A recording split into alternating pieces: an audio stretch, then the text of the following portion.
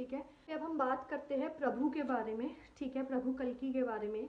यहाँ पे लिखा गया है कि प्रभु जो है हमारे, वो छुप छुप कर रहेंगे। वो छुप छुप कर रहेंगे नहीं, वो छुप छुप कर रह रहे हैं।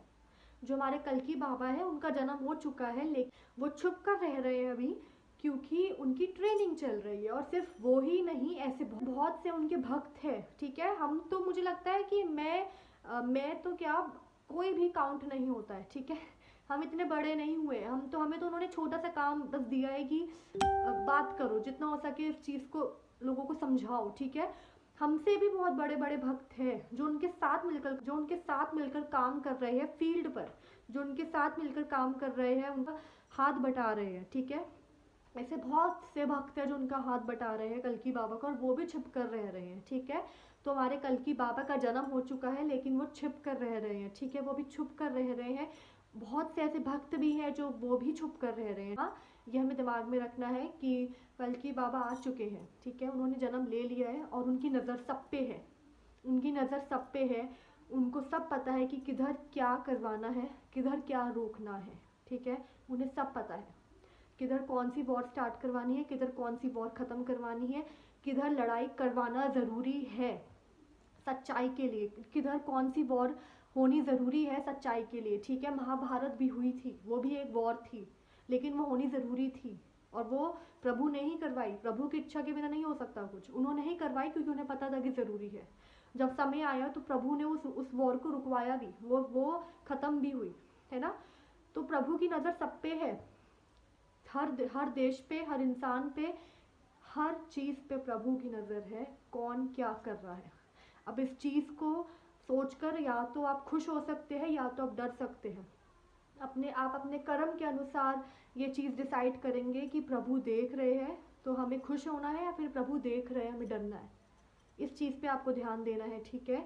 मैं भी ध्यान देती हूँ, सब ध्यान दो इस चीज़ पे, ओके। अब बहुत लोग कहेंगे कि वो छुप कर क्यों रह रहे हैं, ठीक है। वो छुप कर इसलिए रह रहे हैं क्योंकि बहुत सारे ऐसे मूर्ख लोग हैं जो प्रभु की निंदा कर रहे हैं, प्रभु के भक्तों की निंदा कर रहे हैं, ठीक है।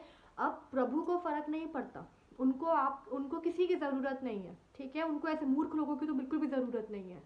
अभी उनका ट्रेनिंग चल रहा है, इसलिए वो छुप कर रह रहे हैं, ठीक है।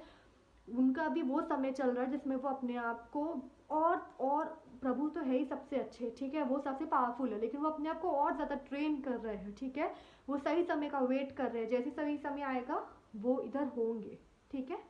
और जो उनके भक्त है वो प्रभु की भक्ति में लीन है, इसलिए वो ऐसे मूर्ख लोगों के मुंह नहीं लगना चाहते। कि जिस दिन आकाश में देव ध्वज दिखेगा उस दिन प्रभु का जन्म होगा, ठीक है। ये कहा गया था और ये हो चुका है।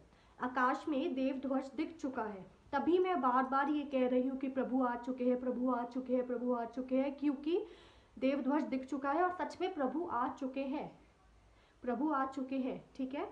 प्रभु का जन्म हो गया है, ये चीज़ हमें दिमाग में रखनी है कि वो आ चुके हैं, वो आएंगे नहीं, वो आ चुके हैं, उनकी ट्रेनिंग चल रही है।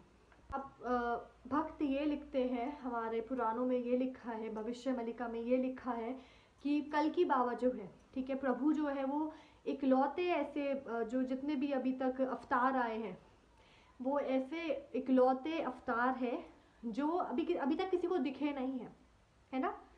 मतलब नॉर्मल लोगों को तो नहीं दिखे हैं, ठीक है, मूर्खों को तो दिखेंगे भी नहीं, और जो नॉर्मल अभी जनता है जैसे हम हैं, हमको दिखे नहीं है, ठीक है। भक्त तो जो ऊंचे लेवल के हैं उनसे तो मैंने पहले भी बोला कि मिल चुके हैं, ठीक है।